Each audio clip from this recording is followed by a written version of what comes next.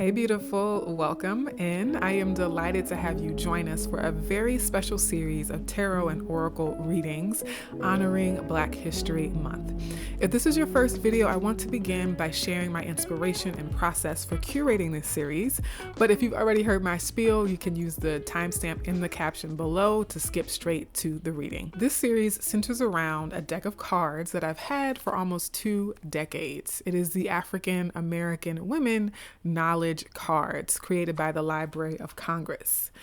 It was not created to be a spiritual deck. However, I've had the inclination for many years to use it as an oracle deck. And in February 2025, at the time that I'm recording this, I got the green light from my guides. So I cleansed the deck, I blessed it, and I modified it as I was guided to. And then I put out a call to the ancestors featured and celebrated in the deck to see who wanted to come forth and share messages of love, healing, and truth with me and my Café community. And from that call, we had 6 beautiful women ancestors respond, saying that they wanted to show up for us and share messages. And I've been spending time with these 6 beautiful women at my altar and just allowing their presence and their stories and their images really resonate and integrate and sink into my own psyche and spirit. And what you'll receive in each of these 6 videos is a message from one of these 6 ancestors. I begin with her image and her biography and any intuitive information, any intuitive insights that come through for me based on that information. And then I'll pull tarot and oracle cards to elaborate on the message and see what more we can learn from this beautiful ancestor. So go ahead and get comfy and cozy and get ready to fill your spiritual cup in communion with the ancestors. Greetings, Ancestor Ida B. Wells. We are grateful for your life and your legacy, and we thank you for sharing with us now messages of love, truth, and healing. Ida Wells Barnett, born in 1862. I felt that one had better die fighting against injustice than to die like a dog or a rat in a trap. Ida Wells Barnett fought all her life against racial injustice, but she is today honored most for her relentless and literally death-defying campaign against racial lynching. Wells Barnett was an early predecessor of Rosa Parks in her refusal in May 1884 to give up a train seat in the white section. Removed by force, she sued and won in the circuit court, but the Tennessee Supreme Court later reversed the decision. The disheartening incident galvanized her desire to fight for racial equality. Using her weapon, she wielded best, the pen. Wells Barnett became a full-time journalist in 1891, and for many years she defied mob violence and terror to train a harsh, relentless light on the national disgrace of lynching, even taking her campaign abroad. Ida B. Wells. All right.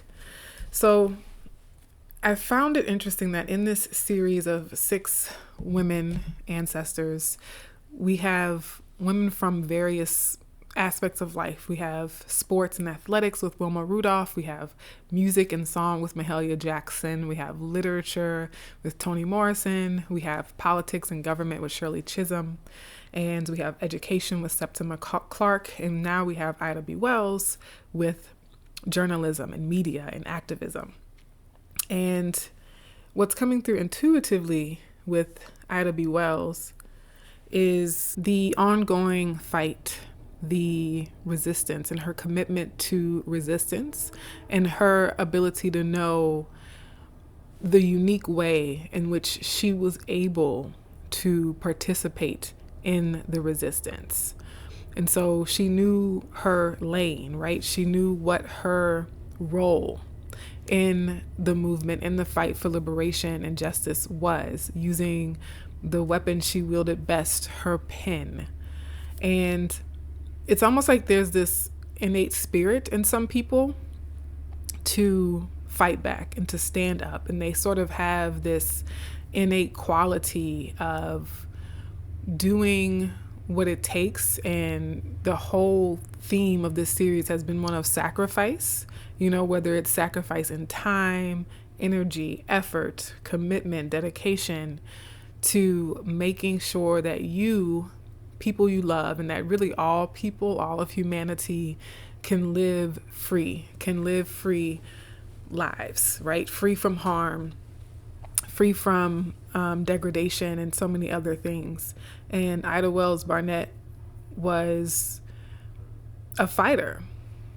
And as she says in her own words, that the dignity, her own dignity, the dignity of her people that she identified with was worth the fight.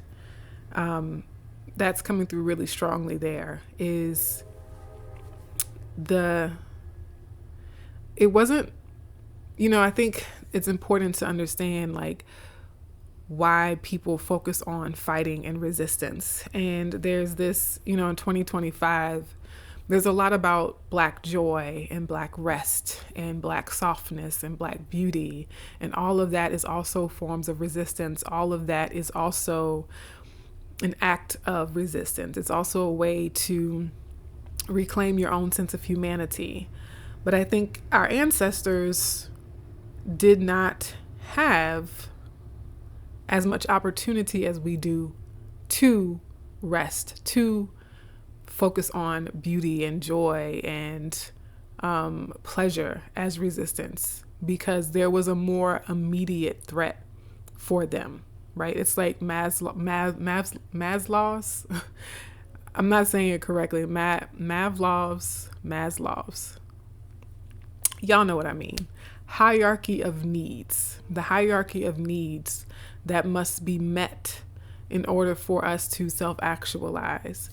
And so looking at the long history of America, there was so much basic need that had to be met, and that still needs to be met for a lot of people. And, I think in the past, when our ancestors like Ida B. Wells spent so much focus and gave so much dedication and made so much sacrifice in acts of resistance and work and dedication, it is so we in the present could be starting at a foundation where we have more capacity, where we have more resources, where we have more time to leverage things like joy and play and beauty as acts of resistance.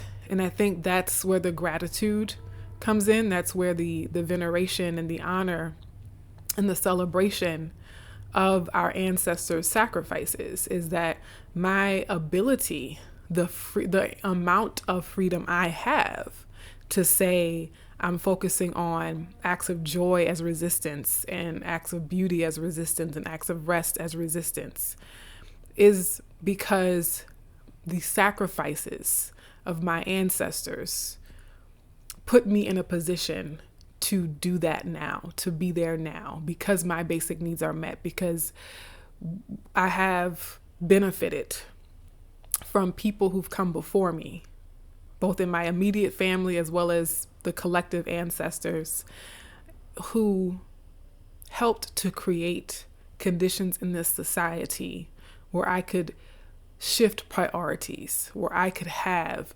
different priorities than what they had. I hope that makes sense.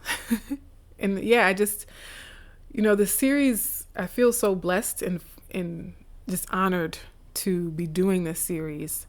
And the fact that the concept of sacrifice has come out so much, I just really feel like reminding us all is to just put some respect on the names of our ancestors and just honor, give thanks, give gratitude, be so grateful for the sacrifices that they made to preserve, to persevere, to help to build something different, And I always say it's important to be a good steward of our freedom.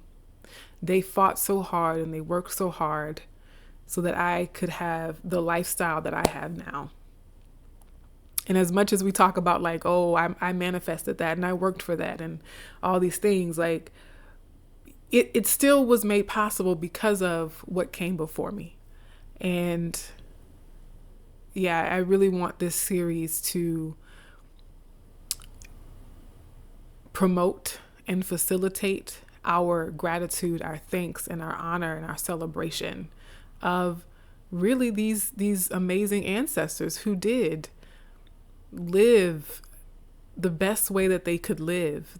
They worked the best way they knew how, and they just existed the best way they knew how to make the world better for all of us.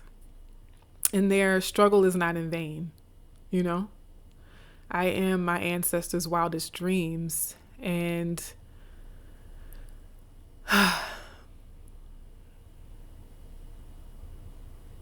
yeah, just really remembering them, really remembering them, you know, your story, your life, your legacy is not forgotten. And it's not just factual knowledge, you know, it's not just information and data that I can post on social media. It's not just information and data and details about what you did and you were the first this and you were the first that, and this sort of trivia Jeopardy, you know, like, look how much I know about history. No, it's a spiritual connection with our ancestors. I want to sit at your feet and commune with you as a spirit, as a force that remains ever present in our lives. And I honor you as a person, as the soul that you are, not just rattling off facts, but really meditating on the soul and the spirit and the heart of the ancestors. Okay. I'm going to use the Secrets of the Ancestors Oracle deck by Abiola Abrams and see what additional message wants to come through. And then I'll pull from the Hoodoo Tarot deck as well. Not going to get a lot of cards because I feel like I've already said a lot. So Ida B. Wells just reminding us, like, this Black History Month is a spiritual matter. It's not just a list of facts. It's not just information, you know? I feel like sometimes there's so much information about, look what this Black person did and look what that Black person did and here's all the things that they've done. And it just feels like I don't know, it kind of feels shallow and surface level sometimes. And so really just looking at the image and just contemplating, like, what was their morning like? What did it feel like to wake up in the morning as Ida B. Wells? We'll never know, but I think it's a worthwhile contemplation. You know, what did it feel like to wake up and write another article about lynching, give another speech about lynching, to have to receive the news? And that we can relate to that, you know, if we talk about police killings and things, but to see or hear about yet another incident of a lynching or yet another incident of a massacre of, you know, people, and to choose to direct your career and direct your professional work to raising that awareness and shining a light on these atrocities worldwide so that you can galvanize more support and more allies, you know? It's just really meaningful. The card that came out is the Trickster, Ego in Excess, number 15. Ego in Excess, number 15. So this is the Devil card. And a couple of things are coming through. One is thinking about the little spiel I just gave about not making Black history about, like, the honors and the awards and the facts and, you know, you were the first this and you were the first that, but, you know, where it's like ego based and accomplishments and the things that you won and the status that certain ancestors had in society, and seeing our ancestors outside of accomplishments, like, yes, the ones whose names we know them because they reach certain levels of accomplishments and they reach certain levels of status, right?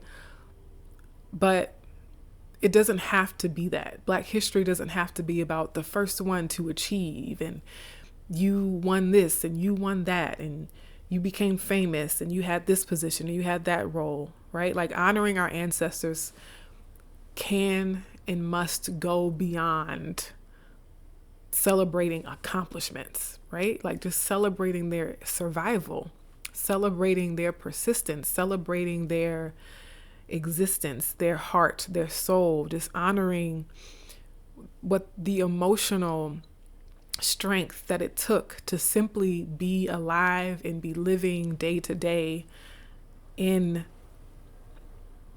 dire circumstances that many of us would never imagine for ourselves.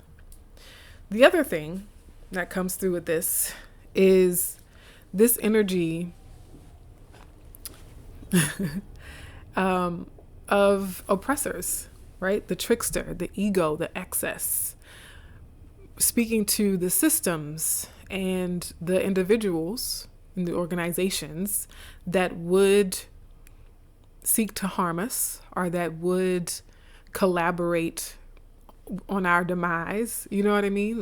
Whether it be like a company that we thought was on board with DEI and turns out it's not, right? Like, they were like, psych, we got you. We told you we care about diversity, but we really care about our egos. We care about our bottom line. We care about our position in a capitalist society, right? And so understanding what you're up against, understanding and not allowing ourselves to be fooled, to be deceived, to be tricked by people who really just want to make a lot of money, who want to hoard wealth and resources, and will spew propaganda and will play a role and do a song and dance, do the dog and pony show to make you think that they're on the right side of history, when really the first chance they get, they are hand in hand with oppressive regimes. They're hand in hand with oppressive governments, you know what I mean? And oppressive tactics and strategies. And they don't at all share the real values of the people, right? Their value is, how can I get more power? Or how can we get more wealth? And who do we need to step on or manipulate or exploit to get it, right? And so this is colonialism. This is racism. This is sexism. This is the institution of slavery. This is all those harmful, oppressive things. This is genocide. This is war. This is the prison industrial complex. And, Ida B. Wells here with this Oracle card is reminding us that we're caught up in a lot. You see these cobwebs?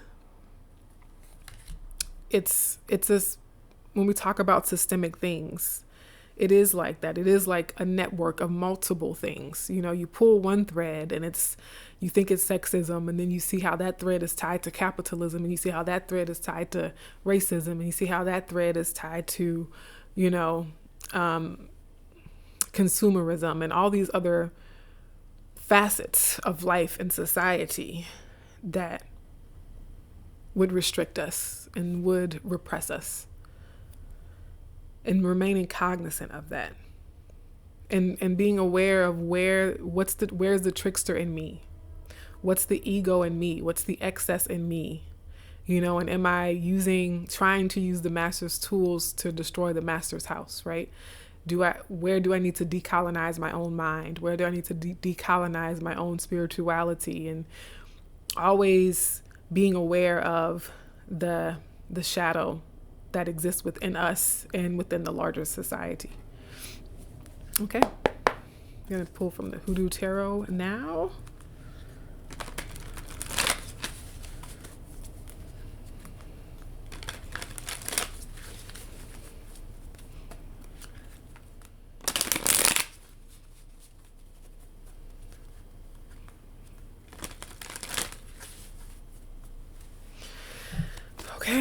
additional messages.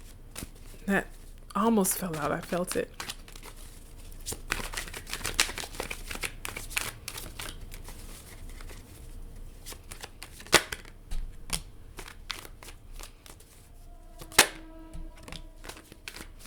Beautiful.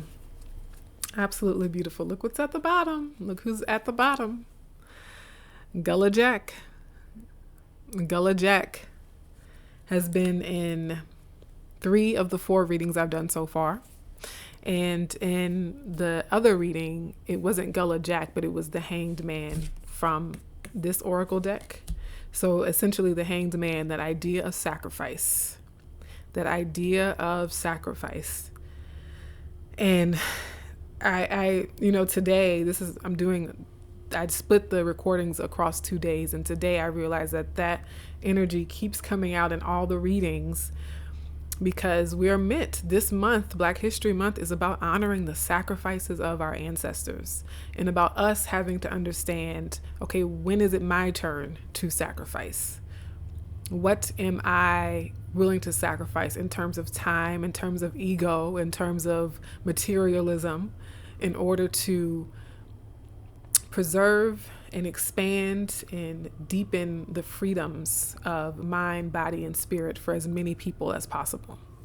The beautiful, absolutely beautiful cards that have come out are the World and the Ace of Sticks, are the Garden. The Garden in this deck, it's the World in other tarot decks. I just love the imagery of the garden in particular. So 2 things with the garden. One is, it is global visibility. It is community. It is, you think about what's inside your home is hidden in a lot of ways. It's just you.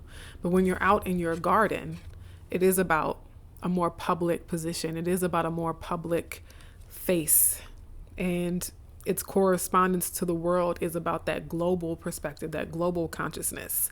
So not just me and my house, but how my house interfaces with and interacts with and presents and can nourish and nurture the community around me, the larger community. But what I really love about the garden as well, especially in this Hoodoo Tarot deck, is that it is about enjoying the fruits of your labor. Essentially, you planted the seeds, you nurtured them, you watered them, you gave them the adequate amount of sunlight, you pulled up the weeds when necessary, and you get to enjoy the beauty of that. So this is also a reminder to stop and smell the roses and appreciate what has been cultivated, appreciate what has been accomplished, appreciate what we have done. It's not all, what we have to keep doing for the future and keep working towards the future. We have come so far. Like Lady Ray says, we've come this far by faith. And so this World Garden card is saying there's something that sometimes when I get the download, it just like really sits with me. That's what that reaction was about. But there's so much collective ancestral wisdom and gifts and content that we're working with. None of us came here starting from scratch. We,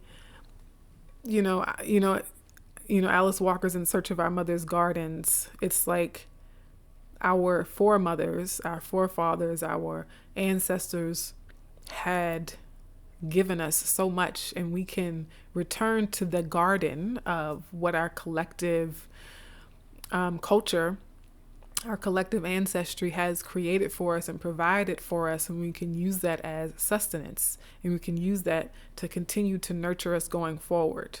Is that we do have a rich inheritance. We have a very, very rich, fertile inheritance, and we can take pleasure in that. And then with the Ace of Sticks, it is the new seeds. It's the new generation. So it's like you have this cornucopia, this fruitfulness, this flowering, this blossoming, where things are in full bloom. And our ancestor here is reminding us to also don't forget to plant the seeds for the next season, right? Don't forget to continue planting seeds for the next generation.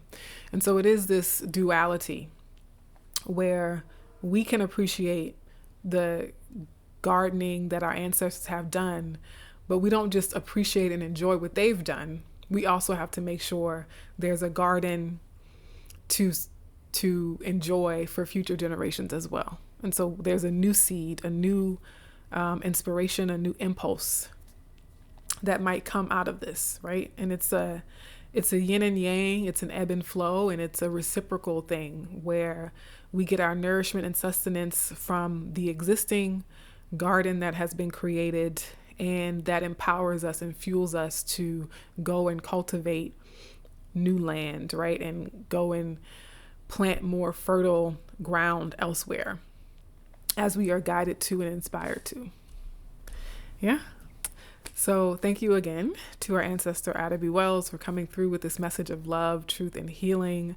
For you watching, I hope that this has in some way helped you to refill your cup, and I hope to see you in another video in this series. Take care and much love.